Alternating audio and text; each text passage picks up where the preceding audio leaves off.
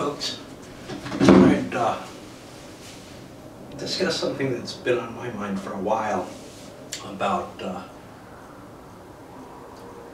the state of wargaming video reviews, at least. I'm sure that there's sufficient text reviews out there, but when it comes to new big games, I mean the huge ones, they very seldomly get the kind of video attention that maybe some of the smaller war games do. I see, you know, Armed Medic and the Dice Tower crew kind of focus more on some of the smaller stuff, but I'm thinking there's a lot of big stuff out there that nobody is covering. Now, you could say, dude, obviously that's in your alley. Yeah, you know, I had thoughts of one time of kind of trying to cultivate that, and obviously when I see something that I'm really interested in, I'm willing to go a little bit of effort to try to get a hold of a copy of something that I think is going to be a game changer type of game. For example, with the Lace Wars stuff, nobody was covering it, and I was afraid to buy one. They're high priced, you know. These big games tend to come with a very high price tag, and you wait until maybe they kind of build up a little bit of momentum. For me, Lace Wars actually had built up a little bit of momentum, but it's still not enough to match that huge price tag right off the bat. But honestly, I just do not have, you know, this overwhelming desire to look at new games terribly. I'm fine doing so. I would love to do so. If they just fell into my lap, I do so when I buy them, but usually significantly later than maybe people really want, because there's a certain window to which you buy a game at full price, and it, you know, sort of helps the companies particularly. If I pick something up 2 years later when it's in the sale bin, you know, with GMT, for example, from the P500, I'm going to P500 a few games no matter what. Usually series games, though. You know, anything by M&P, any of the Musket and Pike stuff, any of the Great Battles of History. I'm going to pick these things up no matter what, kind of. And it's possible I might avoid something that looked silly.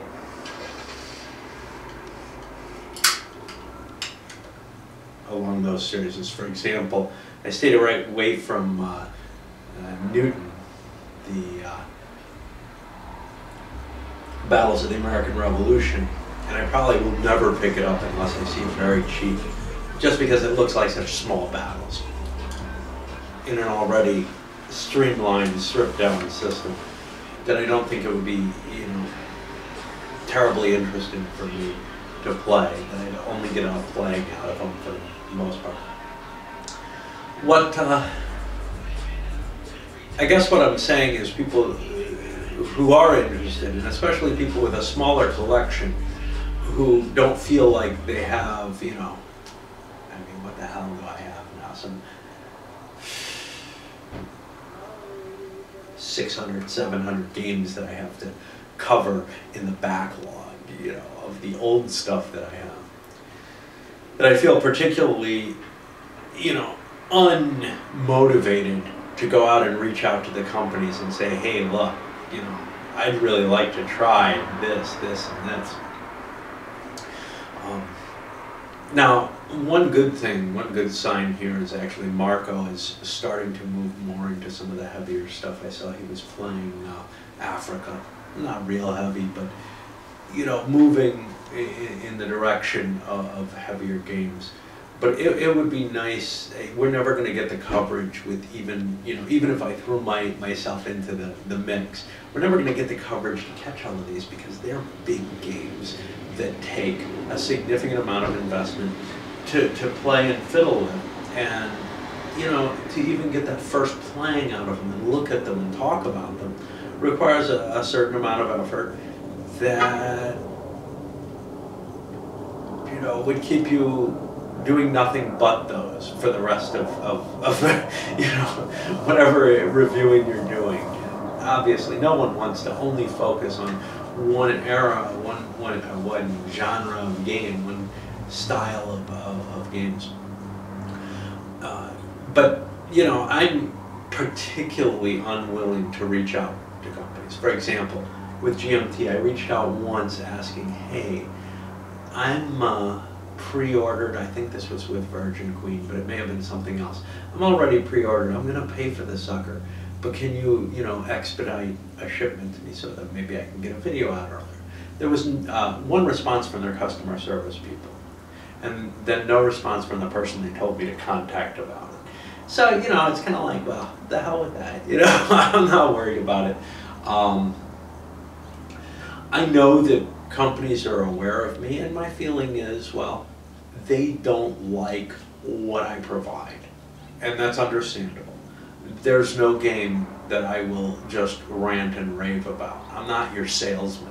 But there are a lot of people out there who, you know, without really being, without compromising their own moral stance or whatever, will still gush about a game and maybe not harp on the bad of it so much. And if you think you're one of those people, it would be you know, helpful, I think, to the hobby as a whole to have you throw your hat into the ring.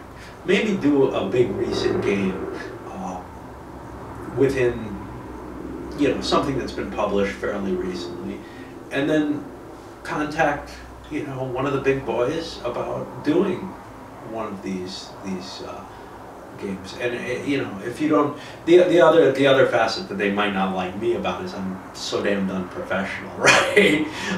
Most people like to edit their videos and do this, that, and the other, and half of what they do is probably this concentration on the video production itself. And my feeling is, the hell with that, I'm trying to get my thoughts about the game and to show the game, and it's not really absolutely necessary for me to focus so much on those things. And so long as I still have this backlog, you know, I'm not going to make any real effort to either, certainly not to change my style here, but also not to reach out to the companies and say, look, you know, hey, I'd really like to look at this one and give you some coverage for it. It's one thing with a small company like Red Sash that I felt, you know, could benefit from this, and I'm not sure anyone else was gonna look towards it. But I'm beginning to feel like nobody else is looking towards these other bigger games by the bigger publishers, by your Clash of Arms, by your Multi-Man, and obviously by GMT. And, you know, it's a disservice that none of us, you know, are covering these to the whole community. Some coverage is better than none. Even gushing coverage is perhaps better than just total silence on these games. A few high-priced, a few of the higher issue games do get that. Things like I think Where There Is Discord, which comes with a huge price tag. I have no idea what's in it. I understand it's a solitaire game, so I kind of was like, I don't want to think about that. But I'm thinking things like A World at War. I mean, eventually I'll get to Advanced Third Reich, but that's not giving the right view, right? Other is, well, you know, the series games do get coverage. Both Kev, certainly Kev, and I have scratched on, and others are doing like OCS games. So, you know, I don't think there's as much opportunity to beg a game there as there is with the things that are being released that maybe aren't getting the huge coverage. For example, hey, I did the Unconditional Surrender Case Blue review, but you know, when it came down to it, I ended up canceling my pre-order on the actual game, not because I dislike it, not because I don't think I'd have fun playing it, but because I already have the Axis Empires. I was excited about it, but it just comes down to, okay, it's going to be another huge game that I play once, and then who knows when I get back around to it. Whenever it comes up in my queue or whatever, you know, by the time I get around to actually doing it, if I'm paying out of my own pocket essentially, then probably I could have picked it up cheaper at that point. You know, I'm noticing that with a lot of newer games that I picked up earlier, that I'm having trouble getting around to them. Just a matter of there's so much I want to do and I never know what I'm in the mood for, and quite often I'm not in the mood to learn a new game. So I'd rather relearn an old game and bring that to you, because I do this for my pleasure more than anything else, obviously. Of course, what I learned from the Victory Point games that I packaged that I have, and what I knew all along, to value the truth, there's some obligation when you're given a free game. When you reach out, or if you're just, you know, approached by the company, which in my case was the case there, and asked, hey, you know, if you wanted some, we'd forward something. I'm like, yeah, you know, I don't mind that. But in either case, there's this feeling of obligation that you have to get something out there soon, because it's the only way that it makes sense for the company to be funding you, floating you a game. And it certainly helps the community, but you know, helping the community isn't my only goal. Like I said, I do these for fun more than anything else. Anyway, just a call out basically to anyone.